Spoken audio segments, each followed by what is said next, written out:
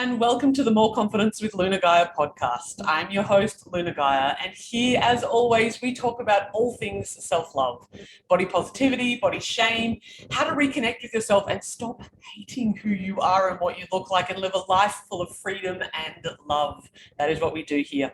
I am thrilled to invite today's guest. Her name is Lacey-Jade Christie. She is a fiery Melbourne-based body positivity influencer and fashion and beauty fanatic. She's a professional opinion haver, which I honestly think is the best opinion, a best profession to have in the world. She's a writer and content creator. She writes across topics including fashion, beauty, wellness, and her many opinions. Lacey specialises in real, raw, and honest fashion and beauty reviews, as well as tutorials for all skill levels.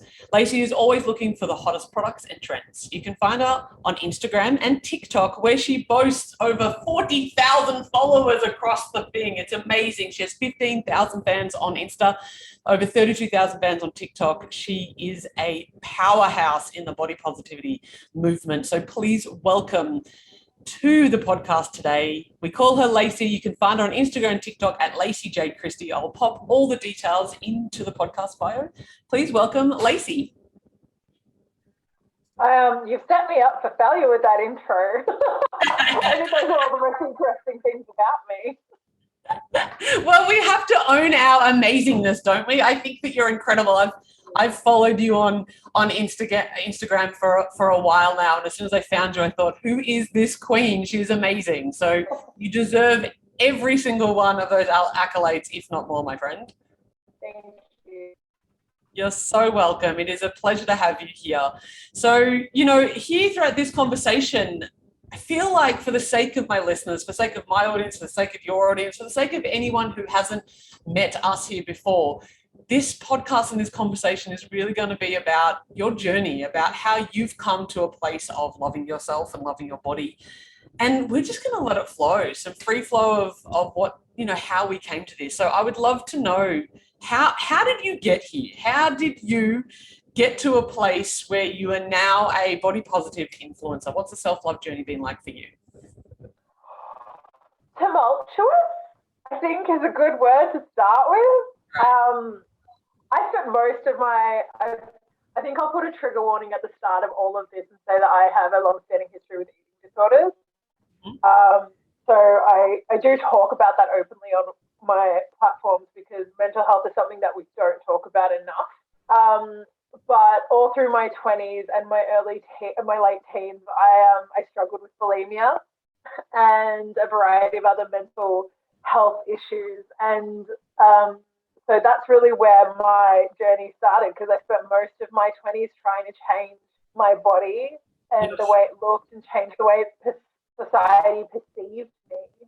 And I got to the age of 28. I had a complete mental and life breakdown.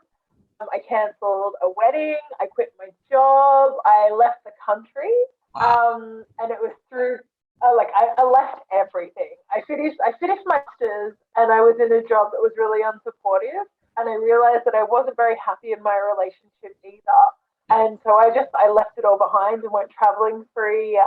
And I think that I can really pinpoint that as that moment in my life where I started to really explore who I am. And there's something about traveling that gives you this freedom to be able to experiment and express yourself in ways that you wouldn't normally, because you're never going to see those people again. Yeah. So I found myself doing things like wearing a crop top for the first time, and I was so nervous. But you're in Europe and nobody cares. Yeah, they really don't. Absolutely nobody cares. So I got to experiment with all of these liberating ideas and concepts. And then I came back to Australia and just brought them with me because I was like, you know what, stuff it. And I discovered the body positivity movement and the social movement when I lived in the UK. And then when I got back, I discovered all these people in Australia that were doing body positivity. And I decided to keep that going. So I started my own podcast, which I don't do anymore. But I also started my social media platforms because I wanted to be able to not only communicate and connect with other people who were doing stuff like me, but I wanted to be able to help inspire other people to start that journey. Because once I started the journey, I was like, where's this been my whole life. I've been making myself miserable for 30 years, and I really didn't need to.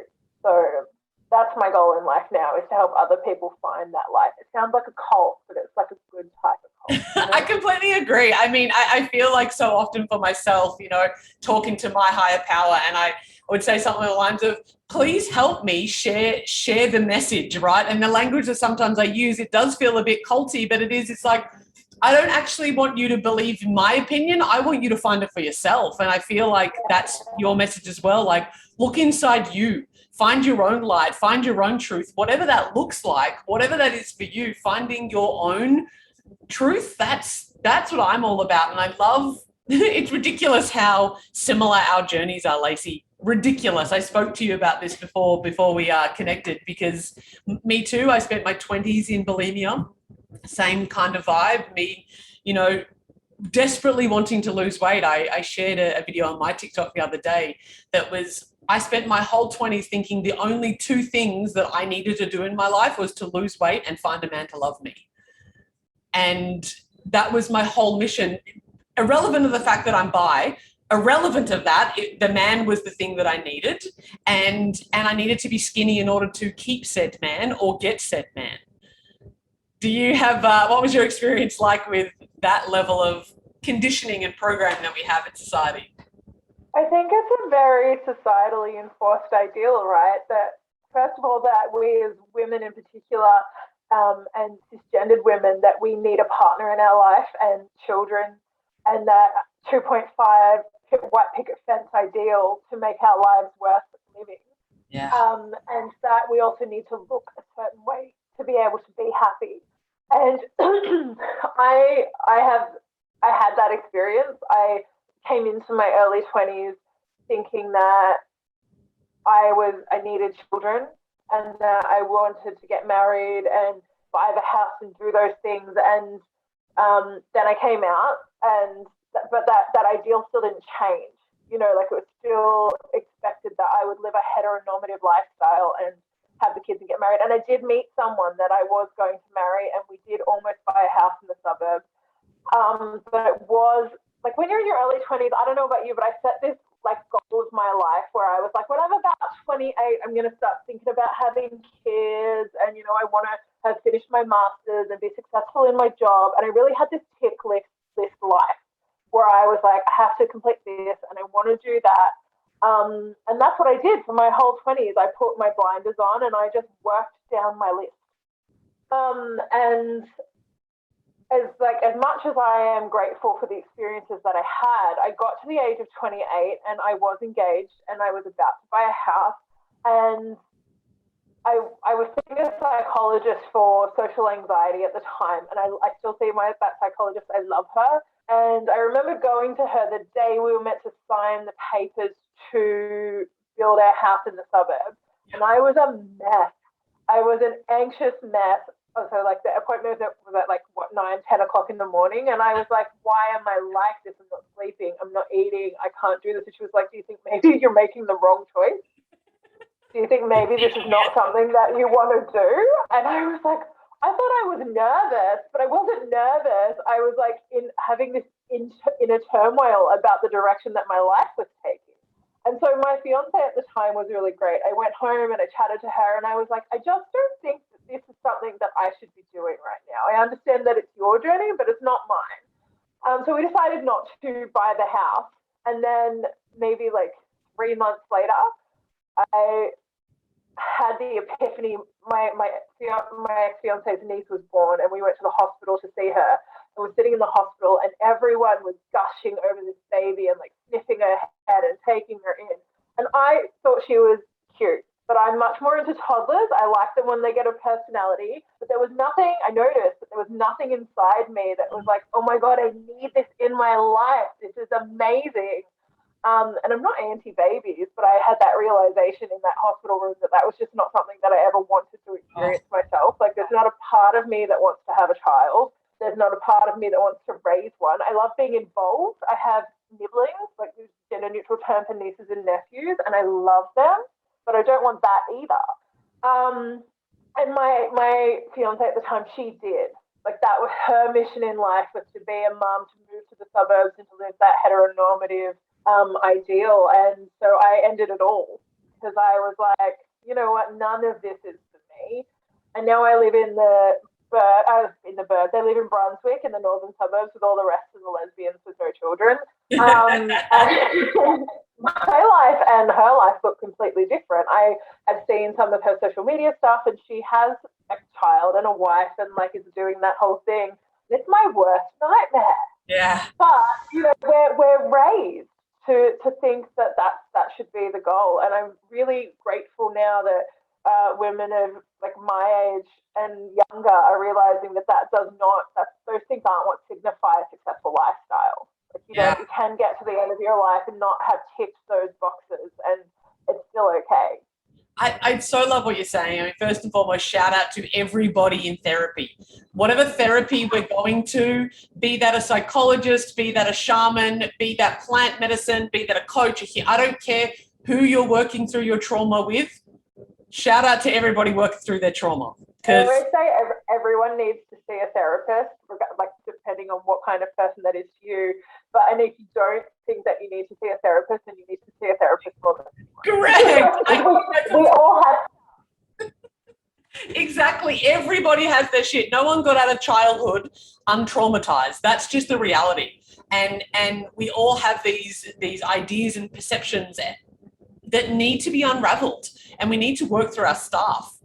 What I love about what you've shared there is that, you know, either way, it doesn't matter, right? If you want kids, if you don't want kids, if you want the heteronormative lifestyle, what I'm getting you saying, and correct me if I'm wrong here, that there's everything's okay. If you want to go do that path, do it. But what you're really noticing for you, and it's something that I experienced for myself in my life as well, around, hang on a second, what am I buying into?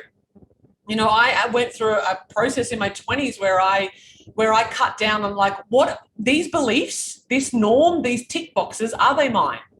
Are they the tick box that I want? Are they society's tick boxes? You know, and for you were ticking those boxes because that was the prescribed, you know, the book that was given to you. Here you go, Lacey. Here's the book of how you're meant to be successful, and go ahead and tick them. And what I often find with my clients is that people end up turning around in their 50s and 60s and go, oh, I really actually probably didn't want to do that, but I did because I was following the norm. So I applaud you so much for having the courage, because that's what it takes. It takes courage to say, pause, like the day of, like you're on D-Day and you're about to buy that house, and what an amazing therapist who just says, maybe, you know, you had the courage to do that. And I also want to highlight how incredible that was, because not only did you have the courage to do that, but in that moment, I think that you taught yourself something, and something that very often in our culture, we don't trust our bodies. We don't trust ourselves, and we don't trust our bodies. You were having anxiety around it, thinking that you just need to get over it because you were nervous, when the reality was your body was screaming at you that you were making the wrong decision. I've since learned to read my anxiety. You know, like I view anxiety can sometimes be crippling, and that's not fun, but I live with anxiety every day. I don't suffer from it. I change my mindset around it because it is just part of my brain chemistry. But it gives me a kind of superpower now, because I have learned to read it, and I am better able to read situations and how I feel about them. And I think that's a gift sometimes. Yeah. You're like, oh, there's something not right about this, you know? Yes, that's exactly right. And I think that we're taught not to trust ourselves. We're not to trust our gut instinct. We're not to trust what's happening in our body. So we completely ignore it. But if we did, like you said, if you learned to read your anxiety, read your depression. I heard something beautiful the other day that was the opposite of depressed is expressed. And, you know, it's a new concept to me. I've never heard that term before. And I was like, that's actually pretty cool. Like, the opposite of depression is expression. If we can listen to what wants to get out of us in that time, then we can take better action. And it's not necessarily that it's as simple as that. I get that it's not. It's a lot more complicated, and there's a lot more levels to living with depression and anxiety. But yeah, coming to that place where you're courageous enough to stand on your own 2 feet, to go against society. How how's that journey been since for you in those years where you went overseas, where you moved beyond the norms of what was expected for you? How's it been like facing the world when they still expect that of you? It's been interesting. I think when I went overseas and I started to change, I started to get a lot more into feminism as a movement and then body positivity. I think they come hand in hand. And I became a much more of a loud advocate for the parts of the LGBTQIA plus community that I am not a part of, and more of an advocate for people of colour and people with disabilities. When I was overseas doing all of these things, people were just like, "Oh, Lacey's on a self-exploration journey. She's just like finding her truth. It's fine." And then when I came back and I still held those views and I was still as loud as I was, I lost a lot of friends. Yeah, I bet you did. Because they were like, "You're not the same person that you were." That's the point. Suburbs as well. Yeah, exactly right. I also moved suburbs, so I moved from the south side to the north side, and once you cross that river, you need a passport to get across it. And yeah, so my life changed, my social circle changed. I think I had 2 friends that I still have that I've had in the last 5+ years. And now like people just don't talk to me because I'm just this radical feminist. And that's absolutely fine. It hurt a lot. But I did come to the realization later, after I'd done a bit of work and healing, that those people weren't meant to be in my life at this time anyway. So it's fine because we're not the same people that we were when we were 25. So yeah, it's definitely changed. I mean, my wardrobe has gotten a lot better because I learned where to shop. But also my self-confidence and the way I carry myself has changed as well. So everything looks different, and I'm very grateful that it does. Yeah, and I feel that so strongly. I think that's one of the things that a lot of people struggle with, that as we become more ourselves, as we become more in our truth, people fade away. And, one of the biggest reminders I give to people, and something that dropped in for myself a few years ago, is that I prefer to be hated for who I am than loved for who I am not. Because, when we're living, not a lie, saying living a lie is a pretty extreme thing, but I found for myself that I was just living what other people expected me to, how to be. I kept my mouth shut on important topics. When my friends would say, "Oh, she's on a soapbox again," I would shrink. But what I've realized is that the soapbox is where my power is. And that sounds similar for you. It's like, that's where your strength is. That's who you are. That's what you're here to do. I think when you have the ability to stand on a soapbox and the confidence to do so, most of the time I feel not obligated, but I feel a sense of responsibility to do it, especially now I do have platforms the size that I have. Yeah. Because people do listen to me and I do have access to resources to be able to educate people a bit more. It's not always easy, especially with people like my family.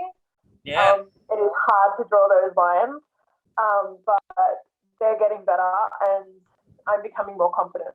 So God help them. I love that. How do you deal with that? Because again, our journeys are ridiculously mirrored. I've had family members who definitely don't they don't follow me on social, and I get that because to me it's my work rather than my social, if that makes sense. I think that you probably resonate with that.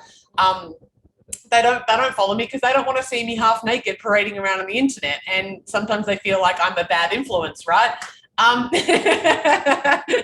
You're sure that you have something similar. How have you dealt with that changing in not only your friendships but your family relationships?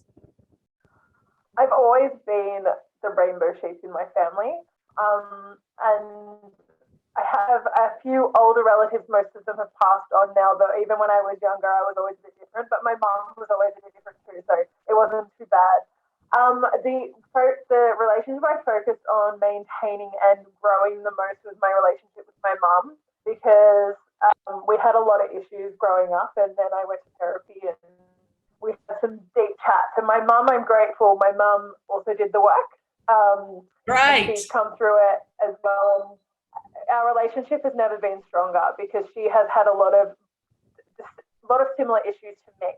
And so she saw me doing my thing, and it did take a bit of time for her to understand. But then she's my biggest cheerleader. She's always been very proud of me, but now she understands what I'm doing, and she's the first person to, when I'm coming home or when I need to set boundaries with my other members of my family, she's the first person to advocate for that. And to be like, you know what, we don't talk about like diets anymore, or we don't talk about Lacey's body, like that's just not a thing. And I'm very lucky too, when I came out, I didn't tell any of my family. I told my mum, and she told everybody else, because I didn't want to have those conversations.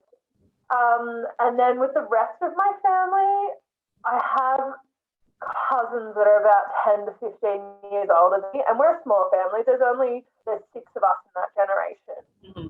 But they're a little bit older, and they were raised very differently. My 2 of my cousins were raised in country Tamworth, and so they're great. I love them, but they are quite different to me. And even the way the exposure they've had to different types of people, the way they speak is quite different. And same with my cousins who live on the lake. Their parents were 20 years older than my mum, so it's a completely different generation. So we're all very different. I tend not to go home for Christmas a lot, and that's because having them all in one space at once is a lot to deal with, and I don't deal with that well. But I do try to see them. I have been to Tamworth to see my cousins, and I love going to see them, but I also end up doing some form of education.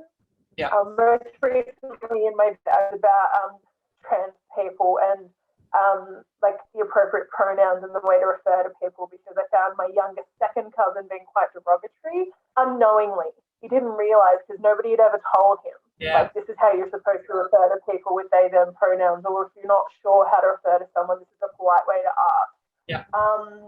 And most recently I had an argument with one of my cousins on Facebook, of all places, which is not the kind of person that I am, but he managed to, I saw a post on a particularly fiery night, and I basically called him a racist on his feed, which is not something I would usually do, but I was like, you know what, I've had enough. They're learning and growing, and so am I, and I'm hoping that I have more of an impact on my second cousins and my nieces and nephews than on my older cousins and my brother and sister-in-law, because they're the next generation, and I think that they are going to change the world.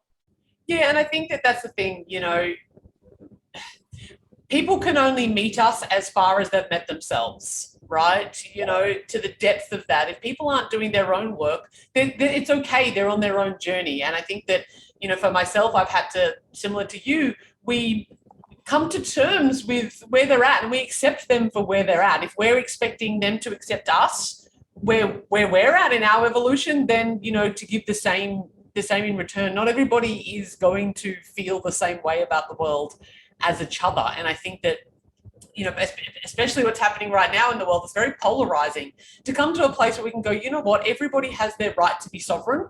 And what that means is that we can call out racism, and they're well within their rights to continue to do that. You are well within your rights to opt out.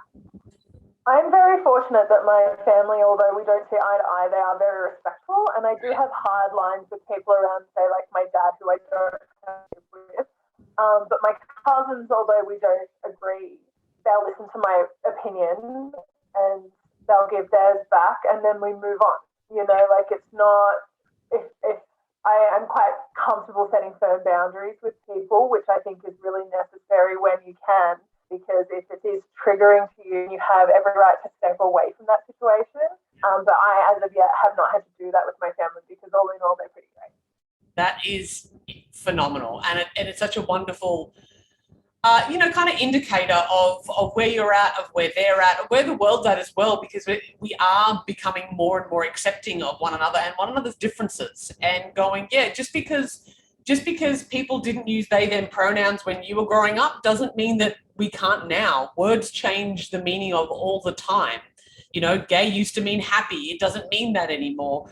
We change language, and the world changes all the time. You know, I grew up in a world without the internet, and that seems really bizarre. And for any people in their 20s, you might think that's the strangest thing in the world, but I'm not even 40 yet, and I grew up in the world of the internet. I didn't have a mobile phone. In order to catch up with friends, you organize it and everybody just met at the time, and if somebody didn't show up, you just assumed that you'd catch them at school on Monday. You didn't know.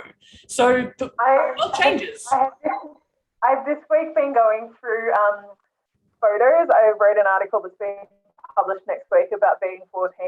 And I had to call my mum last night. They're like, Mum, why aren't there any photos of me? Like, I can't find photos of me as a teenager. And like the earliest ones I have online are when I was 18, because that's when we got Facebook. And we only got the internet when I was 17. Yep. And my mum was like, there are no photos because we didn't have a digital camera. We couldn't afford one. And there were no smartphones, obviously. But also, turns out I went through and got all of the ones that I did have, and I cut them up because I didn't like the way I looked, and so I threw them all out. But I had to email the editor who was doing this piece, and she's a lot younger than me, and I was like, I'm really sorry, but I don't have photos of this time in my life because we didn't have a digital camera. So, things have changed a lot. Yeah, haven't they ever? Haven't they ever? Come back to, with your family there in terms of your, well, actually, first of all, where's the article? Where can we read it when it gets published? Where can we find it? So the article that I wrote, it was this week, is 7 messages that I would send to my 14-year-old self about my body. And it will be on Mamma Mia sometime this week, but people can find it on my socials. I always repost them in my group. And this one, I delved deep. I just got my lashes done and I was crying and I was like, no, I'm going to ruin my lashes. Because I write the odd emotional piece, but like this one, like it required taking off a lot of band-aids and like getting real into my feelings. But I hope it resonates with people. Certainly look forward to reading that on your socials at Lacey-Jade Christie, and certainly on Mamma Mia as well. I think it's such a powerful thing when we can connect with our emotions. I know for myself, I've written a book. It's called Perfectly Imperfect, comes out in November. And while writing that book about my journey, about my story to coming into self-love and all the tools and techniques that I've used, there's so many moments when even like I read them now and I've written it and read it 3 times, 4 times, and it still brings me to tears. If you wouldn't mind sharing, what are maybe 1 or 2 things that you did want to say to your younger self? I think the main take-home message was that forgiveness is really important. Nice. Because especially at that time of your life, like there's a lot going on, like kids with me, my parents splitting up. There was a lot happening in my little 14-year-old head and in my 14-year-old body. I spent so long being angry and trying to control everything, and that's just outside of your capabilities. So to being able to forgive and move on is vital, I think, to good mental health. Yeah, I love that. Oh, I love that. I think that making peace with our younger selves, making peace and going, hey, like I similarly looked at photos from myself, and luckily, for me as myself, it was actually pre-digital cameras, but I had a camera with film in it. And I was obsessed as a 14, 15-year-old. I was obsessed with taking photos of myself. And I almost think, Lacey, I'm going to say this, I almost think that I invented the selfie. I got to say, I was 14 and there are so many photos of me with half of my face in it because there was it was not a digital camera. So there was no screen. I couldn't see. I had to wait. I had to take the roll that only had 24 photos on it to the supermarket and get it developed, and then I would see whether or not I got the camera right on the spot. I digress. I have a lot of photos of me in that time, and I loved them, and I always loved getting my photo taken and taking my photo.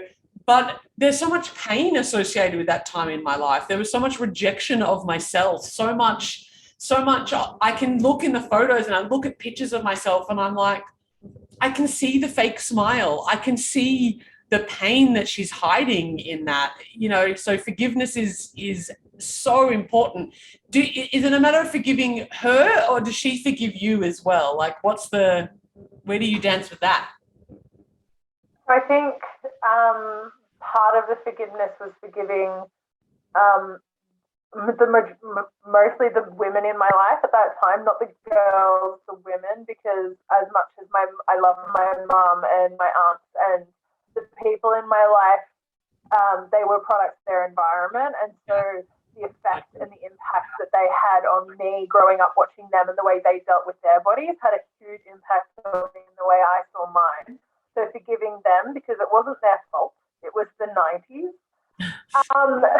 But then also me forgiving her, because similarly she didn't know what she was doing. Yeah.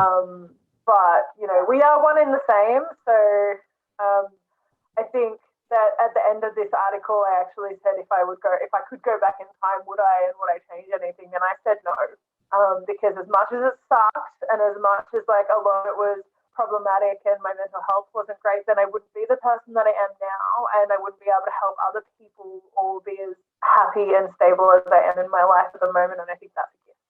Yeah. Oh, I love that insight, Lacey. I love the insight of like, would we go back and change it? Because that presupposes that we can avoid pain, that in life we can undo the pain. So yeah, you might know stuff about it now and you might be able to stop her from going down that path, but she'd just choose another path that was painful, right? Like we can't avoid pain. We are an evolution. I think that we can stop suffering by forgiving ourselves, by going and treating our mental health, and by doing that. But pain is inevitable. It's part of life. We will lose friends. We will lose loved ones. There will be grief. There will be trauma. Shit happens is what I'm saying. We don't have to suffer in it anymore. I don't like to view pain or like bad things happening in your life as a bad thing either, because those things make you more resilient. And being resilient is a great character trait, because resilience enables you to be able to work through those things and to be able to get back up at the end of the day. So I think that people who have lived a life that is majoritively like sunshine and rainbows probably don't have the same kind of resilience that people who have been through it have. And I think that like there's a lot to be said for being the fat kid or the ugly kid or the poor kid at school, because it makes us better people and we're more resilient as adults and we have much better personalities. Oh gosh, it's so true. I think that there is something to be said. I remember working in sales many years ago, and it was a warm conversation, and I said, you know, hey, how are you? And they said, I've had the worst day ever. My world has just collapsed. And my instant thought was about all the days that my worst days, and they're bad. Like when I think about my worst days, they're really bad. And I went into empathy mode and I said, oh gosh, I'm so sorry. You know, is everybody safe? And he goes, yeah, everybody's safe. But I just stood in line for the last 4 hours waiting for the new iPad. And as when I walked out, I tripped and I dropped it. It's life. And look, I get it, right? I get that that's a shitty thing to happen. Like, damn it. When we have reference points of things being so bad when we drop our iPad, it's like, it's not to take away from the pain of that person's experience, not at all. But the world is probably going to chew you up and spit you out because happen eventually. If you live long enough, everybody around you is going to die. If you live long enough, you're going to experience crappy things in your world. And although I don't wish pain upon anybody, I'm with you. I think that the hardest times in my life have been the most enriching for my character and the most enriching for my being. Yeah, I'm a surgical nurse. It's how I make most of my money and how I support being able to do what I do. And it's a very humbling reminder that like life could be a lot worse, because the things that I think people go through and have been through, it really gives you perspective. Yes, yeah, and it all can be taken away in a fraction. You know, I can't take away the fact that, you know, being fat shamed my whole life didn't impact me, or being, as you say, being the fat kid or being bullied or bullying myself for that matter, which I did a lot more than any other bully ever did. Not taking away from that, but also realizing that all of a sudden everything can change. And I'm hoping that through what's happened in the world right now, that people are beginning to realize that we need to be grateful for what we have. We need to look at what is here in the moment, because sometimes you don't get a second chance. Sometimes you go into a surgery and you don't come out of it. Yeah, we went into lockdown last night in Melbourne, so we're in 7-day lockdown. And I find my social media right now is to be a really negative place, like seeing other people's feeds. And so last night I was like, let's focus on what we're grateful for, because I'd had a great day at work and I was grateful for that, was to come home with a smile on my face. And so I opened a question box on my Instagram stories, and the things that people were grateful for, like some people were just grateful that they'd had their second vaccine, some people were grateful for their children, some people were grateful for me, some people were grateful just to be able to have some comfort food and a nice glass of wine. And it was really lovely to have that influx of positivity into my feed, and to share those on my stories tonight, because it was just like, it made me smile and made my day better. And everybody else's as well. Everybody else's. Yeah, everybody who was sharing their gratitude, and also all the people who were just watching, because we know that in social, most people are just watching. They're not necessarily commenting and engaging. Those people as well.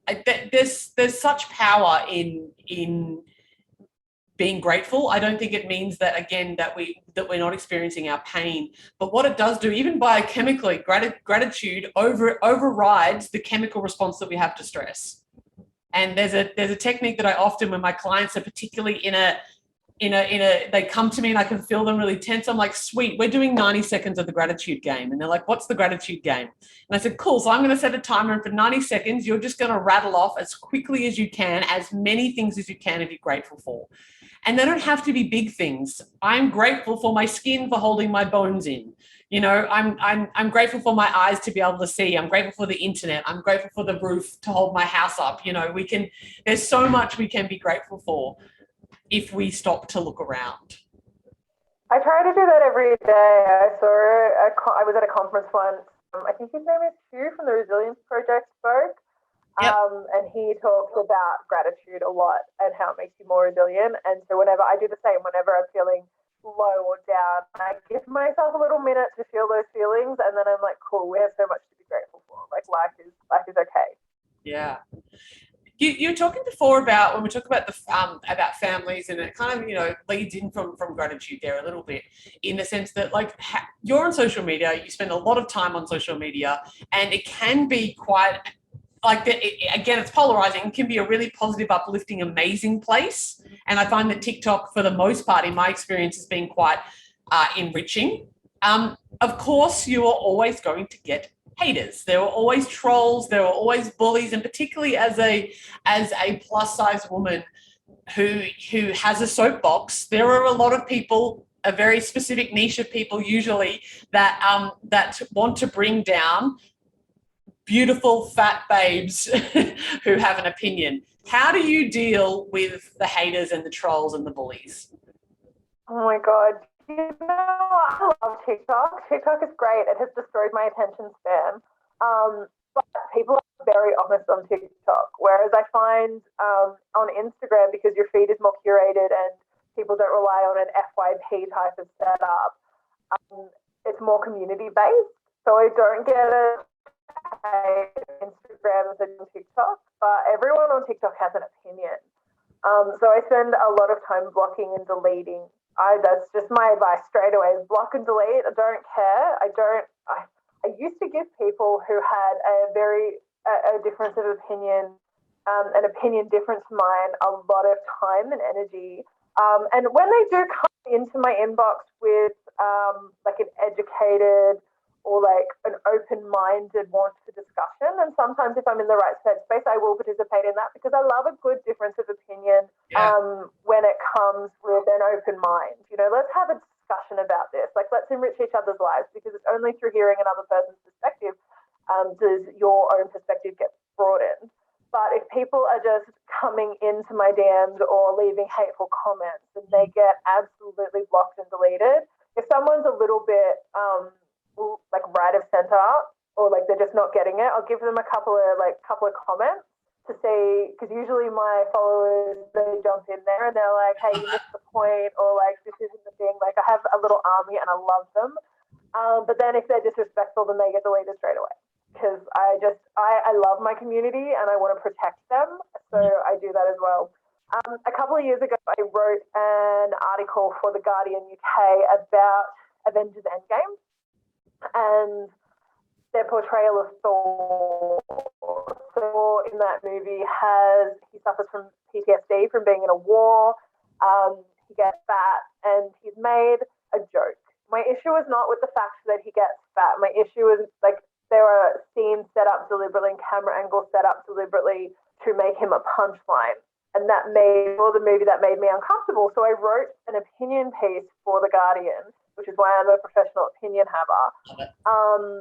And I got trolled so badly for that. Like, men more fragile than going after their favorite comic book characters. You know, like fictional people and just a movie. And I had one opinion that was published on a very big platform, and I got death threats and rape threats and people making YouTube videos about me. Their comment sections were horrible, and there are whole Reddit threads about me and how disgusting I am. And I didn't know all of that at the time. I just knew what was coming into my inbox because I categorically try not to read the comment section, and I try not to Google myself because I don't need that kind of negativity in my life. Yeah, okay. And I took a week off work because I was just like in the worst mental headspace. And one of my friends sent me Brene Brown's Netflix special.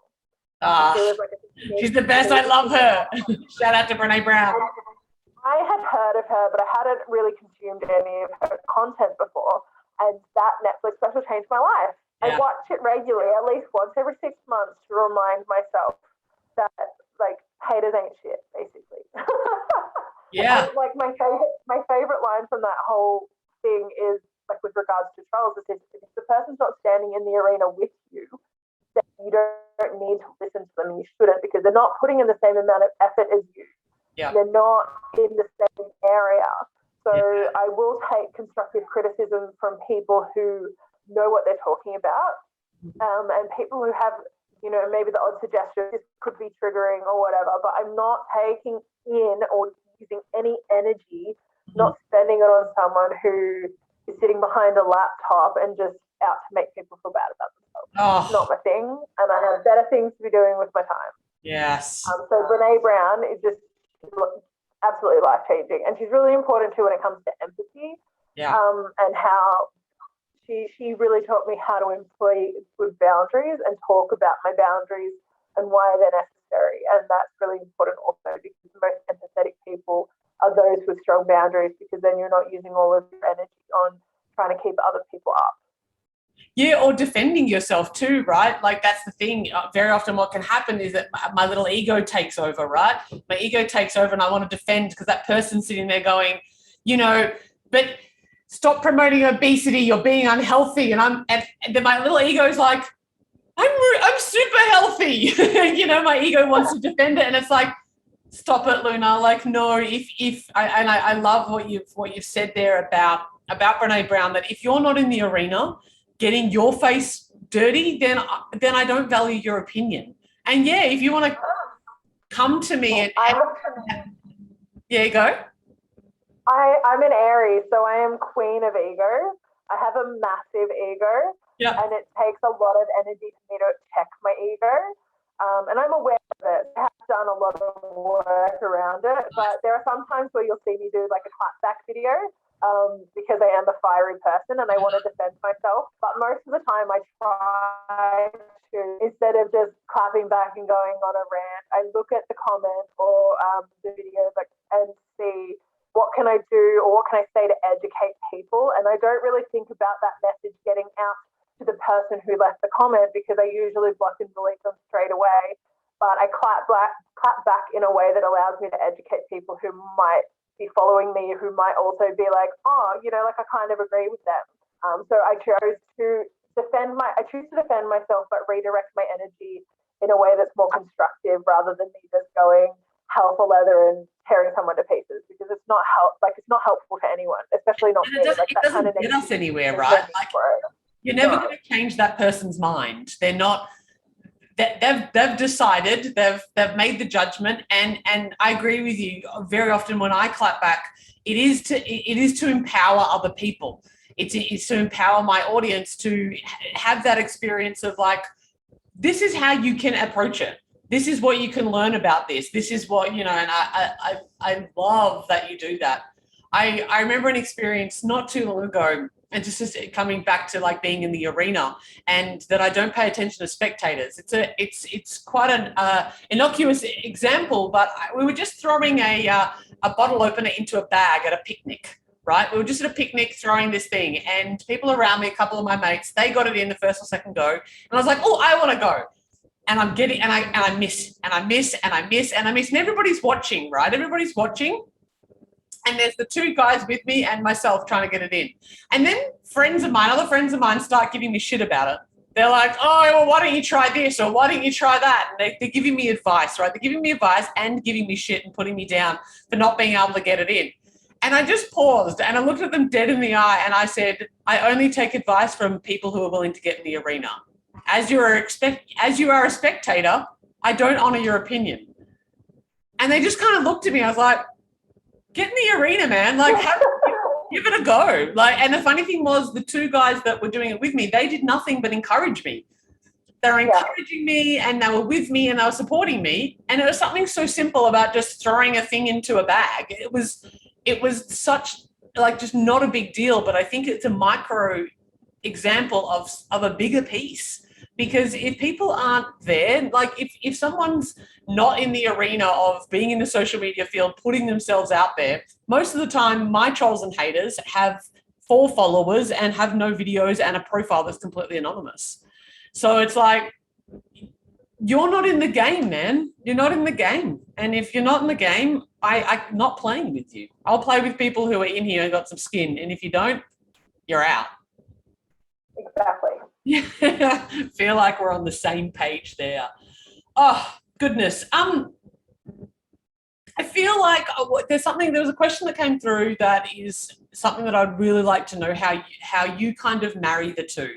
So you are a fashion activist, you love, you're fanatic, you love fashion, you love beauty.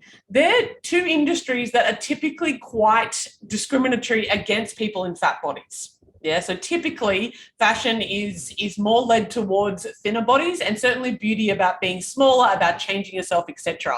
I love the way that you marry the two together, your body positivity and your self-love work and your fashion and beauty. How do you feel about that amalgamation, knowing that you're kind of there supporting fashion and beauty, which is wonderful and your expression is amazing, and being body positive at the same time? How do they sit with you? Sometimes it's really hard. Yeah. Especially because I do work as a model, and I have been at shoots where I'm very clearly the token fat person. And, I've been on photo shoots where, like, one photo shoot springs to mind specifically, where all of the girls were given these amazing bodycon dresses or, like, full-length gowns, and I was given this kind of wrap dress that was very baggy, and, like, I equate it to kind of like a circus tent. Yeah. I didn't like it. It didn't make me feel comfortable, but it was the only thing they had in my size. And so, I don't know, like, I am trying to change the fashion industry through body positivity. Yeah. So every time there is a fashion week or a diversity and inclusivity campaign that is not actually diverse or inclusive, I will call it out, and people like me call them out to be like, you know what, you're putting these labels on things, but that's not it. You missed the mark completely. Yeah. But we are lucky that some brands are getting better at that, and bigger brands too, brands like ASOS and Boohoo are using more diverse models, but then more importantly, smaller brands, and especially like here in Australia, we have some amazing small brands that are making clothes up to a size 26, and that gives you so many more options. And they're at a similar price point to, say, Forever New Curve or City Chic, which I realise is unrealistic for a lot of people, but it's nice to have those options. And then those brands really, they really appreciate and they understand the need for size inclusivity, but then also diversity in their influencers that they work with. I think there are two things to remember. Is that I see a lot of brands being called out, like especially smaller brands being called out for not using actual fat models in their advertising campaigns, and some people do, but I get messages all the time from people being like, why don't you call out this brand for not using fat models, and why don't you do that? But they work with fat influencers. And so while I think that it is important to have diversity and inclusivity in your marketing, influencing is a form of marketing. Yeah. So yes, put fat models in your put fat models on your website, but they have fat influencers in their feed. And so I might not be getting booked for a lot of photo shoots. I get paid and I get to collaborate with a lot of brands. And so it is doing the same, if not more, because I'm able to do hauls and honest reviews and instead of just being a still image on a website, I'm able to be like, look, it clings me here, or like it digs in there, or like it sits on my curves perfectly, and it's more relatable, which is the power of the influencer. You know, like my platform isn't huge, it's a good size, but it's not enormous, which means that I am more relatable. I'm able to give people more one-on-one time so that I can answer questions that they have. Yep. And influencing is a form of marketing, so using fat influencers is they are being more diverse and inclusive because they understand that representation matters. They might not be hitting it on every mark, but they're hitting it on some marks. The other thing is that I'm very aware that I have what's called pretty privilege. Yeah. So while I am in a fat body, my face, not to be narcissistic, but I am pretty. And so that also opens a lot of doors. It's important to have that understanding that I get a lot of people message me and say, you know, like, I can't do what you do because my face doesn't look like yours. Yeah. And I appreciate what they mean. So I do get photo shoots and collaborations, and people do work with me because of the way I look. So that's how the beauty side comes into it too. I'm also a professionally trained makeup artist. I did that years ago, so I have an understanding of how beauty works. So I try to marry all of those things together, and even when I'm doing my beauty reviews for platforms like Mamma Mia, you'll see me like just slide in there that little bit of body positivity, or that little bit of like, you don't have to wear makeup, but if you do want to wear makeup, or you don't have to shave, like there's nothing wrong with hair, but if you want to deal with hair, like this is how we do it, because it's important to like not continue that anti-feminist trope of like, this is how we have to look, you have to get rid of your body hair, you have to be thin. You don't. So I think sometimes I uphold beauty standards, but I also try to break them down from the inside out. And I so love that about you. You know, watching you on your TikTok as well as your Instagram, there are times when I see you completely dolled up, you know, with your full face of makeup, your hair's done, you've got this amazing outfit on. And then there are other times when you're completely blank faced, in your sweats, like, and I see you on, and then everything in between. And I think that showing all sides of that it's expression. Makeup, I don't particularly wear a lot of it because it makes me itchy and I don't like it. And that's okay. You know, I don't not wear makeup because I'm trying to defend something. I often talk about sometimes my legs and armpits are hairy and sometimes they're not. I remember being at a festival once doing a presentation, and in that talk I actually pretty well stripped down to nude, and it's a piece that I do. And someone said to me afterwards, "You're so body positive, why did you remove your armpit hair?" And I said, because I didn't feel like having it. You know, it's such a straightforward thing. I think that that's what we really need to understand, that two opposing truths can exist at the same time and both be true. You know, you can wear makeup and express yourself, and, you know, does body positivity mean that you don't dye your hair or wear nice clothes or look after yourself physically? No, of course it doesn't. What it means is that we can express ourselves however the hell we want to, not based on someone else's standards. I had this internal argument a couple of months ago because I had a cosmetologist reach out to me and ask me if I'd be interested in fillers and Botox, and I'm not at that point yet. So I had a lot of thinking about my external presentation and the things that I do to change that, and whether that means that I'm not body positive or not, because my eyebrows are tattooed, my eyelashes are fake, and you know, and I will think about Botox at some point in my life, and then I was like, does that mean that I'm not body positive? And I was like, absolutely not, because I'm fighting for freedom to be able to do what you want, not have to conform to societal beauty standards. So if I want to get fillers, then I do. I wear eyelashes to make myself feel good, because I like to look like this, and it doesn't require any effort in the morning. You know, I don't put makeup on. But then, like you said, I do get very dolled up to go out sometimes, and I love that too. You know, it's about being able to show all sides of yourself and to be able to celebrate those. The other thing that I think a lot of people struggle with regards to body positivity and fashion is that there's this trope that, like, fat people, unless we put in a lot of effort, we're like really lazy. You know, like you see those all the time. There's like, this is a fashion trend, and it's like a skinny white girl in jeans and a t-shirt, and then that fat person next to them, and they're like, oh, they're such a slob. They haven't put any effort in. They're just wearing jeans and a t-shirt. Yeah. It's hard to battle sometimes, and particularly because I love clothes and I love fashion, I have a shopping problem because there weren't any options for me growing up. Yeah. So now I'm an adult and there are options, and I'm like, give me everything. Yeah. That's part of the reason why I show myself at all stages, because like today I got this hoodie jumper. It comes down just above my knees, and I have not taken it off in 2 days. And this is me in my comfy state, and that's absolutely fine. Like, I'm not lazy, I'm comfy. There's a difference. And even if you are lazy, then there's nothing wrong with that. You know, you don't have to look like $1 million just to go to the shop. Yeah, and that, you know, one of my most popular videos on TikToks is where I share about, you're not an ornament. You don't exist to be attractive. That's not why we exist. And yes, if we want to express ourselves, if we want to doll ourselves up, so to speak, or express ourselves through beautiful clothes, because I'm with you, as a kid, I couldn't even get shoes that fit me, let alone any nice clothes. What size shoe do you wear? I'm an 11. Me too. There you go. Of course it is. So yeah, I mean, I remember being a kid and going to, I grew up in Canberra, and we went to every single shoe shop in all of the malls in the whole of the city.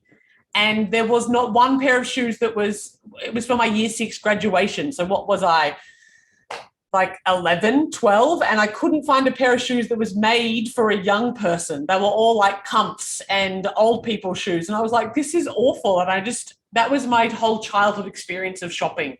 You know, for my year 12 mall, my mum took me to an adult toy shop. I was 18 because I could not find nice shoes to fit my feet. And they sold shoes for drag queens. Yes. So they fit because they're made for men. Yep. And that's perfect. Very often, even if there's the size in 11, my foot is actually quite wide. So I need a wide shoe, not just a long shoe.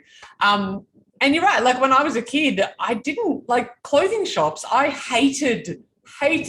My friends would want to go shopping, and they were all small, or, you know, the regular size. They were straight sized, and I hated it. I didn't even walk into a jean shop until I was 16, because I knew what it felt like. Walking in there, I was like, I don't belong here. I'm not accepted here. I'm not okay here. And for my whole life, I thought that I was wrong, until I learned that the clothing was wrong. It was the clothing that didn't fit me, not that me didn't fit it. And I love what you're doing, and I love the companies that you're supporting and the companies that are supporting us to go, we can wear beautiful frigging clothing and look amazing and feel amazing, rather than just being in dowdy stuff all the time. It's taken me 30 years to find clothes that actually look good on my body, look good in inverted commas, because we didn't have that experience growing up where we had lots of options. But I am amazing at putting together another person's outfit, because that's all I did through my teenage years, because I'm the same. You would go and you wouldn't be able to try anything on, so I stood in the change room. So I'm like, no, you need this, like, this would go better with that. So, like, I'm a great stylist, but it has taken me a while to figure out my own personal style. Well, yeah, because very often if you've only got 3 items in an entire shop that you could possibly fit into, putting together an outfit compared to the person who can wear everything in the store, you're like the selection was significantly limited. So I can, I love that now. I even love just, you know, you're like your Kmarts and your Big W's and your Targets. They very often going up to, you know, 24, 25, 26, you know, I'm seeing them in much bigger sizes. Just for T-shirts, you know, just for pants. Like I don't have to walk in and go, okay, I can't wear pants here. Knowing full well as well that, you know, I'm small fat, and I relate to what you're saying there, Lacey, with that like I don't have a fat face. And I've heard this term as well, that, you know, that having a fat face is really different to not having a fat face. Because in a photo, if you see me from this high up, I might not look particularly fat. So I then have an element of thin privilege because my face isn't looking that way. And, you know, so I relate to so much of what you share about that, about the privilege that comes with maybe looking pretty, the privilege that comes with having a smaller face. And I used to sit there and go, I was only 16 or 18. I'm like, I'm a 16 or 18. What are people doing that are a size 22, 24? What are they doing? I can't get clothes at a regular store. What are they doing? And I remember just thinking how much this needs to change. And it's so wonderful to see that it is.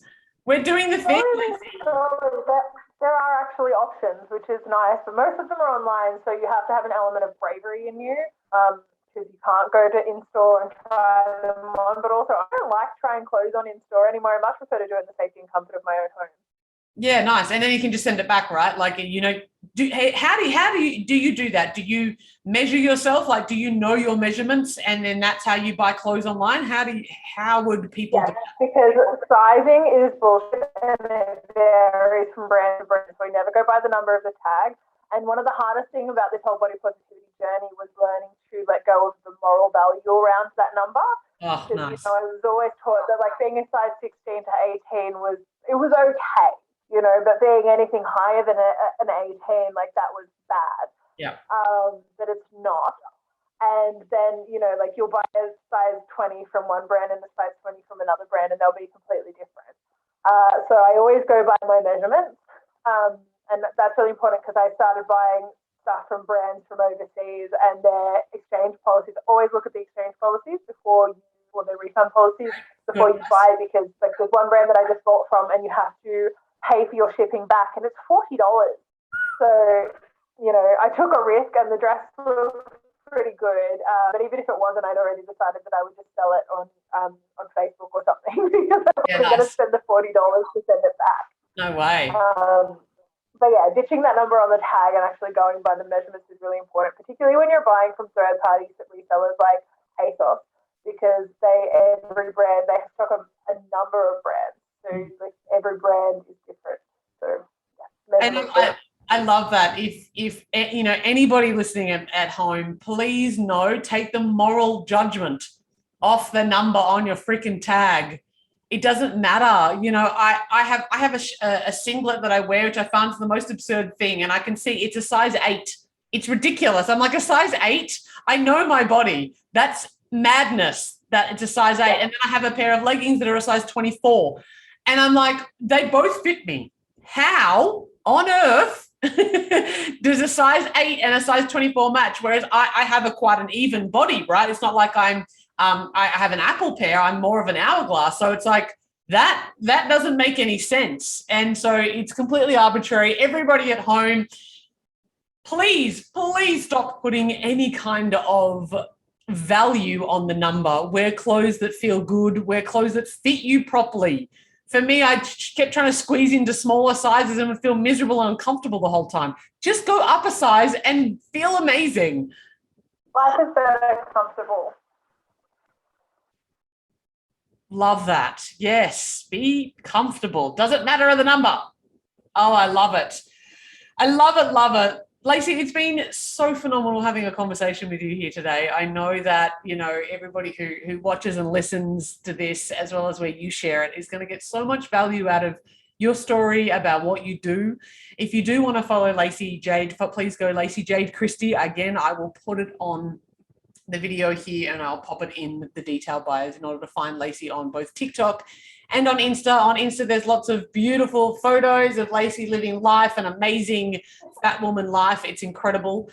Actually, that just reminded me, before we finish up, Lacey, a lot of people, and myself included, have felt quite uncomfortable about the word fat. How have you reclaimed it? By repetition. Nice. I like it. I think it's similar. So, like, obviously the word fat has had a negative connotation to it and still does for so many people. And I actually have people message me and say, you really shouldn't use the word fat. It's a negative word. Yeah.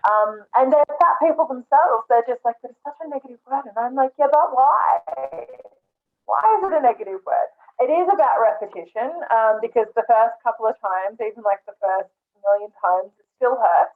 But it's about rewiring your brain, and the more you say it and the more you're exposed to it in a non-negative way, the more your brain gets used to hearing it. So if somebody else calls me fat, that's outside of my social circle, then I do get defensive because I usually assume that it's not coming from a positive light. But if it comes from myself or other people who do the same kind of thing that I do, then it doesn't bother me at all because we're all fat babes. But it's similar to using the word queer. You know, like I am a member of the LGBTQIA+ community and I use the word queer all the time. But it is about reclaiming that power, because when you take the power away from the word, then it does mean that people can't hurt you with it as much. Yeah. And that's really important. It's part of the healing process. Yeah, and I feel that. I feel like reclaiming the word fat is the same way as reclaiming slut, the same way as reclaiming queer, and, you know, for people of colour, the N word for them have reclaimed that word because these are words that have been used to harm us. And by us taking it back, and not from a put down point of view, you know, I remember being in high school and I used to bully myself so badly so nobody else would. That's different. That's completely different. This is about going, you know what? I can be fabulous, amazing, really attractive, successful, and fat, because fat has been deemed that I must be lazy, unsuccessful, and unattractive. That's what the connotation has come with. But you know what? No more. I am all the amazing things and fat in the same way I'm tall, in the same way that I have green eyes. It doesn't. Yeah, fat, it's a descriptor. And with regards to with the self-talk, I always say to people, you know, you need to ask yourself when you're being so negative if you would speak to your best friend like that. Yeah. And if you heard her say the same things to herself that you're saying to yourself, what would you say back? Because you would never let another person speak to themselves the way that you speak to yourself. Yeah. And also, fat and beautiful. Like, I hate it when people say, you know, you're not fat, you're beautiful, and you're like, yeah, I can be both. It's okay. Like, it's just the description. I have fat. I am fat. It's fine. Yes, it's fine, and I am both of those things. In the same way that I'm tall and beautiful, the same way that I am. You know, I think that it's not a paradox. Fat isn't the opposite to beautiful, whereas often used that way. Whereas it's just a descriptor. I am beautiful and I am fat. Those two things can coexist and be true at the same time. Oh, I love it, my friend. I love it so much. Once again, you can catch Lacey-Jade Christie at any of her platforms, TikTok and Instagram. Lacey, it's been amazing chatting to you today. I know that you mentioned before that you make most of your moolah through being a surgical nurse. Can people PayPal you? Can people, for your content, is there a Patreon? How can people support you to keep doing your thing? They can. So I actually have a Buy Me a Coffee account, which is a great way of doing things, I think, because I honestly don't have the time to put into a Patreon as much as I would love to do something like that. But then, so Buy Me a Coffee is a website, and you can find the link in the link tree in my bio on both of my accounts. And I have it set up as Buy Me a Cocktail because that's the kind of person that I am. But it's just like, I think it's a $5 donation, or you can choose increments of how many cocktails you want to buy someone.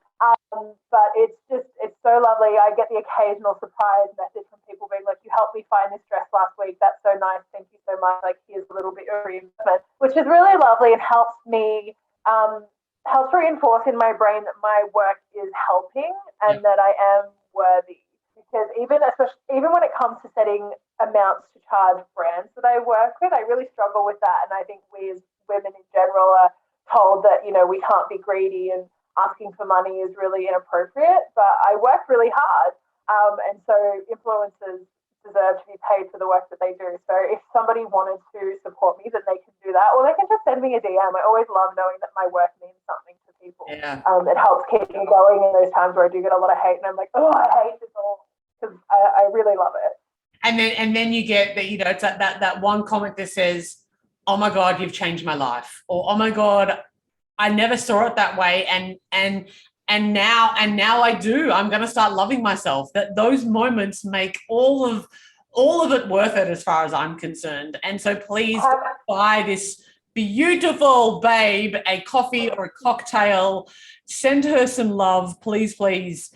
Because I think that what we as women particularly need to learn how to do is not necessarily, yes, asking for what we want or asking for what we need, but learning how to receive.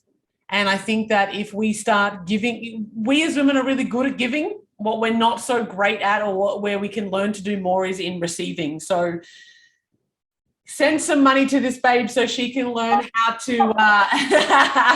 to receive even more. That's true for all of us. I appreciate that I have a folder of all of those positive messages that people send me. I screenshot them and I save them, because when you're having particularly like low mental health point, or when you don't feel like going on, that really helps. So I do save all of the messages, the positive messages that I get, because they make my life brighter.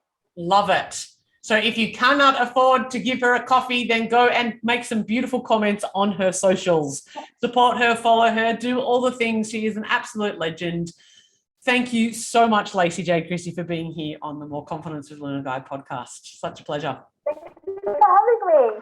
Welcome. Thank you for joining us on the More Confidence with Luna Guy podcast. For more information on my book, Perfectly Imperfect, that's coming out later this year, please head to my link tree in the bio. You can find out how to get VIP access, which is exclusive previews of the content, giveaways, and of course, coming on to my online launch party. If you have any inquiries about my one-on-one work, my group work, the Self-Love Awakening Collective, please, again, it's all in my bio. So I look forward to connecting with you soon. Thanks again to Lacey-Jade Christie. And until next time, happy self-loving.